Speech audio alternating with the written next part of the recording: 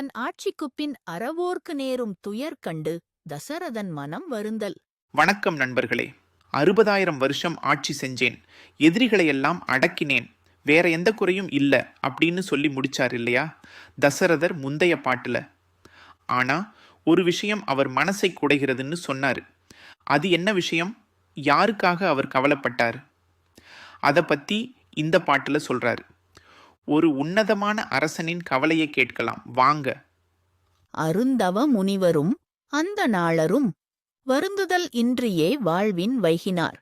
இருந்துயர் உழக்குனர் என்பின் என்பது ஓர் அருந்துயர் வருத்தும் என் அகத்தை என்றனன். பாருங்க, தசரதர் சொல்றார், அருந்தவ முனிவரும் அந்த நாளரும். யாரு என் ஆட்சியில நல்லா இருந்தாங்க தெரியுமான்னு கேட்கிறாரு.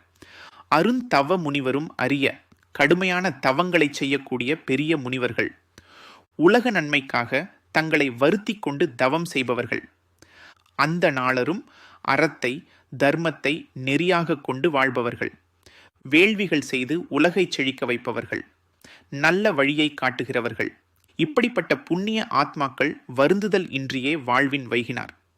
அவங்க சொல்றார் தசரதர், வருந்துதல் இன்றியே கொஞ்சம் கூட கஷ்டப்படாம துளி கூட வருத்தம் இல்லாம வாழ்வின் வைகினார். நல்ல வாழ்வுல நிலைச்சு நின்னாங்க, நிம்மதியா எந்த பயமும் இல்லாம வாழ்ந்தாங்க. என் ஆட்சி அவ்வளவு சிறப்பா இருந்ததுன்னு சொல்றாரு. துயர் உழக்குனர் என்பின் என்பது ஓர் ஆனா அப்படின்னு குரல் உடைகிறது.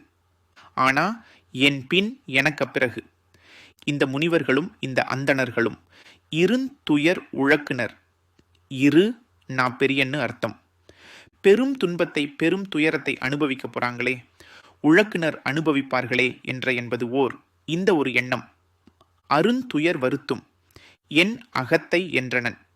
இந்த ஒரு எண்ணம் இருக்கு பாருங்க, அது அருந்துயர், சாதாரண துயரம் இல்ல. இது தாங்கவே முடியாத ஒரு பெரிய துயரமா என்னை வருத்திக்கிட்டே இருக்கு. என் அகத்தை, என் மனசை, என் இதயத்தை வாட்டிக்கொண்டே இருக்கிறது அப்படின்னு சொன்னார் அந்த தசரத சக்கரவர்த்தி. என்ன ஒரு கவலை பாருங்க. தனக்கு பிறகு தன் நாடும் மக்களும் எப்படி இருப்பார்களோ என்ற பொதுவான கவலை முந்தைய பாட்டுல சொன்னார்.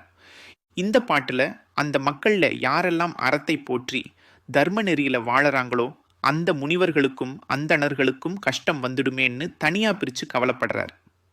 தன் சுகத்தை பத்தி கவலைப்படாம அறம் வாழ்வோரின் துயர் நினைத்து வருந்தும் தசரதனை கம்பன் காட்டும் விதம் நம் நெஞ்சை தொடுகிறது அல்லவா?